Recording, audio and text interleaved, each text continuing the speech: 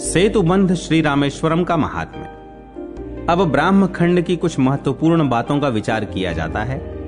सूत जी ने शौनकादि ऋषियों से सेतु महात्म्य का वर्णन करते हुए कहा है, ब्राह्मणों, श्री रामचंद्र जी के द्वारा बंधाए हुए सेतु से जो परम पवित्र हो गया है वह रामेश्वर नामक क्षेत्र सब तीर्थों में उत्तम है।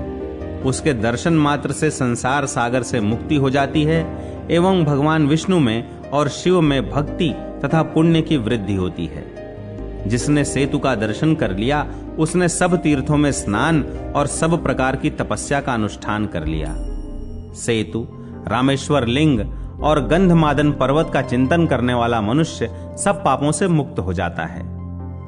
जो मनुष्य भगवान श्री रामचंद्र जी के द्वारा स्थापित रामेश्वर शिवलिंग का एक बार दर्शन कर लेता है वह भगवान शंकर के सायुज्य स्वरूप मोक्ष को प्राप्त करता है।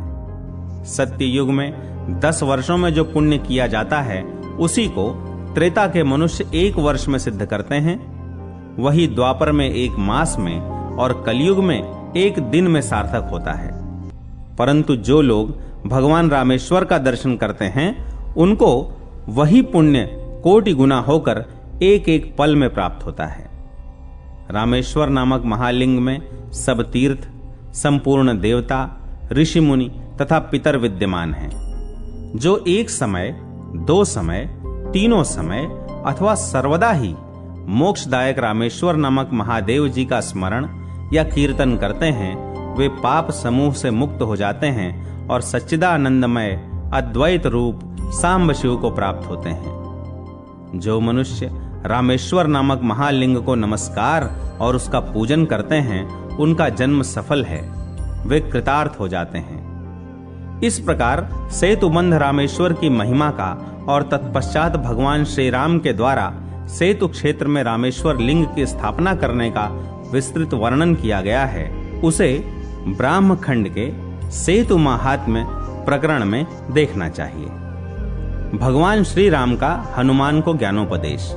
इसी प्रसंग में श्री रामचंद्र जी ने हनुमान जी को जो ज्ञानोपदेश दिया है उसका संक्षेप में नीचे दिग्दर्शन कराया जाता है। श्री रामचंद्र जी बोले, कपि, इस संसार में जो जन्म ले चुके हैं, जो जन्म लेने वाले हैं और जो मर चुके हैं उन सब को तथा अपने और पराये सब कार्यों को मैं भली भांति जानता हूं।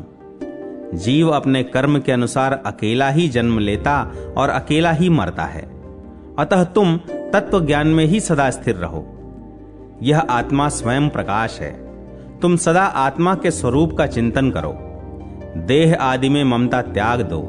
सदा धर्म का आश्रय लो। साधु पुरुषों का सेवन करो। संपूर्ण इंद्रियों का दमन करो।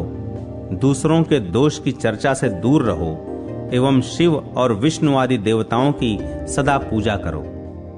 सर्वदा सत्य बोलो तथा आत्मा और परमात्मा की एकता का अनुभव करो।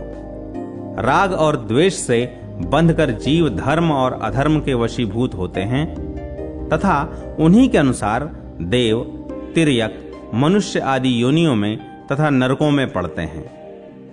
वायुनंदन, मुझसे परमार्थ की बात सुनो। यह संसार एक गड्ढे के समान है। इसमें कुछ भी सुख नहीं। यहां पहले तो जीव का जन्म होता है, तत्पश्चात उसकी बाल्यावस्था रहती है, फिर वह जवान होता है और उसके बाद वह बुढ़ापा भोगता है। तदनंतर मृत्यु को प्राप्त होता है और मृत्यु के बाद पुनः जन्म का कष्ट भोगता है। इस प्रकार अज्ञान के प्रभाव से ही मनुष्य दुख पाता है और अज्ञान की निवृत्ति हो जाने पर उसे उत्तम सुख की प्राप्ति होती है। अज्ञान की निवृत्ति ज्ञान से ही होती है। ज्ञान परब्रह्म परमात्मा का स्वरूप है। वेदांत वाक्य के श्रवण और मनन से जो ज्ञान होता है वह विरक्त पुरुष को ही होता है। श्रेष्ठ अधिकारी को गुरुदेव की कृपा से भी ज्ञान हो जाता है, यह सत्य है। संग्रह का अंत विनाश है। अधिक ऊंचे चढ़ने का अंत नीचे गिरना है। संयोग का अंत वियोग और जीवन का अंत मरण है। जैसे सुदृढ़ खंभों वाला गृह सुदीर्घ काल के बाद जीर्ण होने पर नष्ट हो जाता है, उसी प्रकार मनुष्य जरा जीर्ण होकर मृत्यु के अधीन हो नष्ट हो जाता है। जैसे समुद्र में बहते हुए 2 काठ एक दूसरे से मिलकर फिर विलग हो जाते हैं, उसी प्रकार काल योग से मनुष्यों का एक दूसरे के साथ संयोग और वियोग होता है। इसी प्रकार स्त्री, पुत्र, भाई, क्षेत्र और धन ये सब कभी कुछ काल के लिए एकत्र होते और फिर अन्यत्र चले जाते हैं। जीवों के शरीर जिस प्रकार उत्पन्न होते और नष्ट हो जाते हैं, उसी प्रकार आत्मा का जन्म और मरण नहीं होता।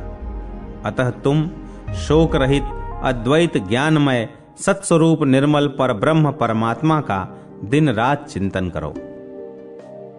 पतिव्रता और विधवाओं के कर्तव्य। श्री व्यास जी ने धर्मारण्य महात्म्य का वर्णन करते हुए शौच, स्नान, संध्या, तर्पण, बलि वैश्वदेव, स्वाध्याय, अतिथि सेवा, पंचयज्ञ तथा व्यावहारिक शिष्टाचारों का विस्तार से विवेचन किया है। पाठकों को यह प्रसंग मूल ग्रंथ में पढ़ना चाहिए।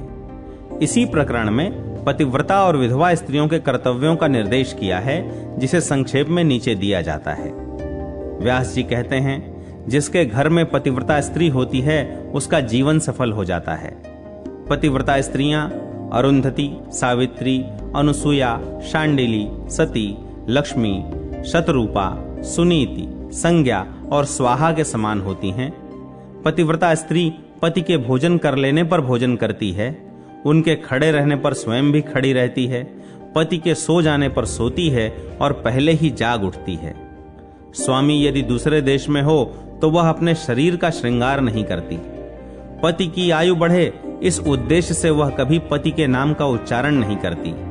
वह दूसरे पुरुष का नाम भी कभी नहीं लेती।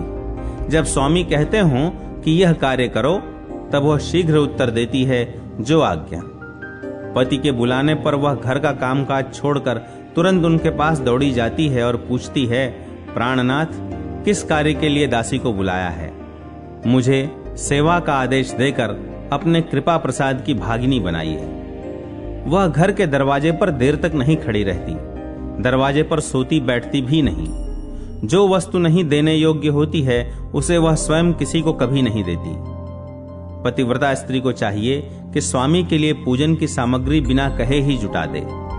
नित्य नियम के लिए जल, कुशा, पत्र, पुष्प, अक्षत आदि प्रस्तुत करे और पति की प्रतीक्षा में खड़ी होकर जिस समय जो वस्तु आवश्यक हो वह सब शीघ्र बिना किसी उद्वेग के अत्यंत प्रसन्नता पूर्वक प्रस्तुत करे। स्वामी के भोजन से बचे हुए प्रसाद स्वरूप अन्न और फल आदि को अत्यंत प्रिय मानकर ग्रहण करे। सामाजिक उत्सवों का दर्शन तो वह दूर से ही त्याग दे। पति की आज्ञा के बिना वह तीर्थ यात्रा को और विवाहोत्सवों को देखने आदि के लिए भी न जाए। रजस्वला होने पर भली भांति स्नान कर लेने के बाद सबसे पहले पति के ही मुख का दर्शन करे, दूसरे किसी का नहीं। अथवा पतिदेव उपस्थित न हो तो मन ही मन उनका ध्यान करके सूर्य देव का दर्शन करे। कभी अकेली न रहे और नंगी होकर न नहाए। पति के सम्मुख धृष्टता न करे। स्त्रियों के लिए यही सबसे उत्तम व्रत, यही महान धर्म और यही पूजा है कि वह पति की आज्ञा का उल्लंघन न करे। वह लोहे के बर्तन में भोजन न करे। यदि उसे तीर्थ स्नान की इच्छा हो तो वह प्रतिदिन पति का चरणोदक पिए। उसके लिए शंकर और भगवान विष्णु से भी बढ़कर उसका पति ही है।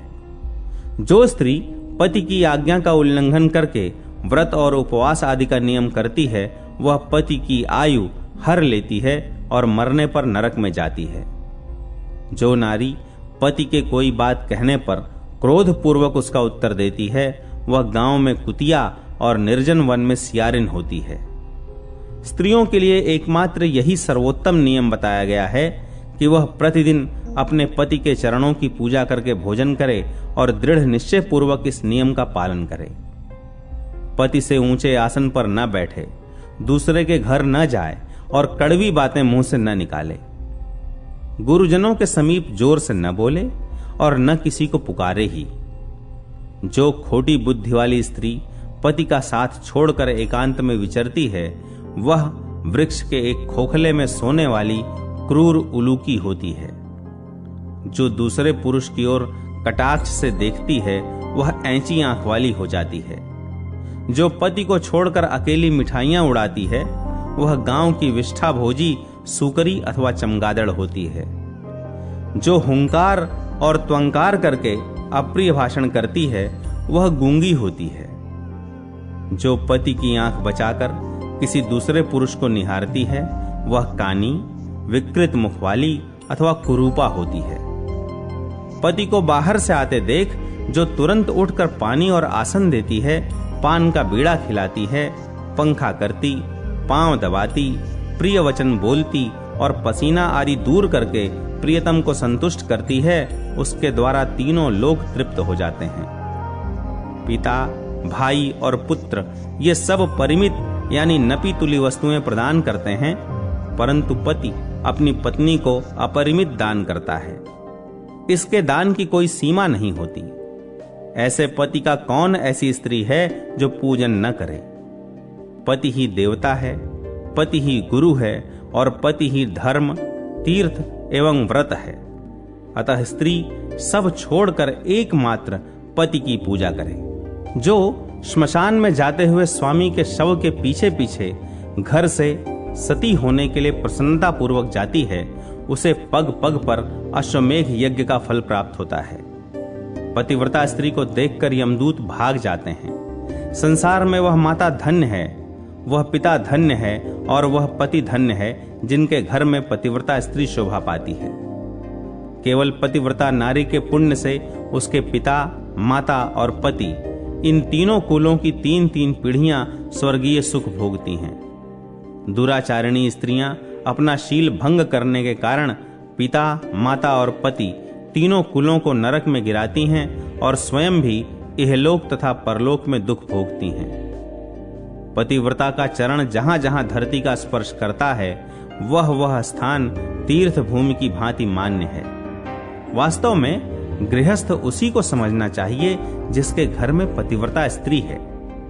जैसे गंगा में स्नान करने से शरीर पवित्र होता है, उसी प्रकार पतिव्रता का दर्शन करके संपूर्ण गृह पवित्र हो जाता है। यदि विधवा स्त्री पलंग पर सोती है तो वह पति को नरक में गिरा देती है। अतः पति के सुख की इच्छा से विधवा स्त्री को धरती पर ही शयन करना चाहिए। विधवा स्त्री को कभी अपने अंगों में उबटन नहीं लगाना चाहिए तथा उसे कभी सुगंधित वस्तु का उपयोग भी नहीं करना चाहिए। उसे पति बुद्धि से भगवान विष्णु का पूजन करना चाहिए। वह विष्णु रूपधारी पति परमेश्वर का ही ध्यान करे। स्नान, दान, तीर्थ यात्रा और पुराण श्रवण बार बार करती रहे।